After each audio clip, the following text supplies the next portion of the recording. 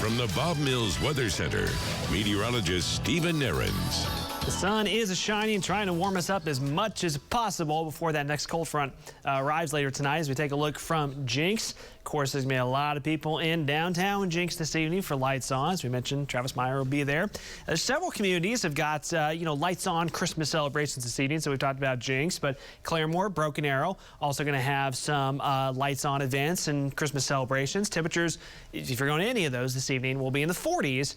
And once we get past about 6 to 7 o'clock, those north winds will be on the increase quite a bit. A little bit later in Jinx and Broken Arrow, a little bit earlier in Claremore. Just be prepared for that. Of course, either way, you're going to want to have the coat, but the further we get into the evening, the more we're going to feel that wind really adding a little more bite to the cold air.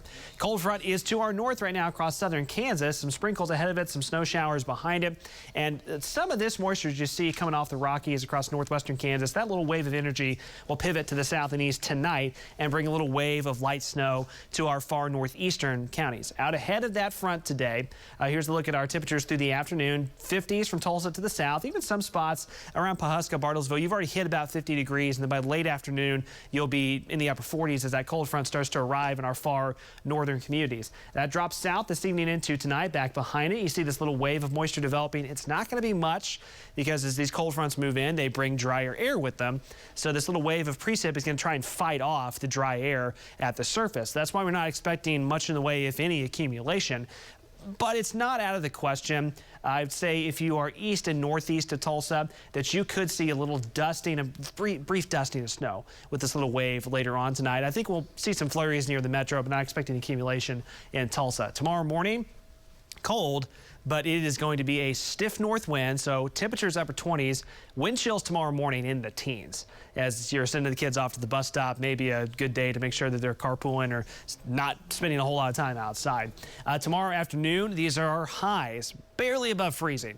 In some spots north of Tulsa may not make it to the freezing mark for your highs tomorrow, upper 30s in southeastern Oklahoma. So Friday night for those high school football games, the piece of good news is that the winds will be light by Friday night, thank goodness. But temperatures dropping to the upper 20s, and not out of the question that there could be a couple lingering flurries for those Friday night football games. Saturday and Sunday for the Route 66 Marathon, both mornings are going to be cold. Once again, though, at the moment, it looks like winds relatively light. Lower 20s Saturday morning for the 5K Fun Run Mascot Dash, and we'll start to warm up a little bit, of course.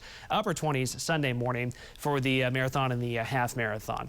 As far as the jet stream pattern goes, of course, now we're a week away from Thanksgiving, so we're starting to make travel plans, right? Or quite a few folks are. So here comes that big blast of cold air, a little touch of Arctic air over the weekend.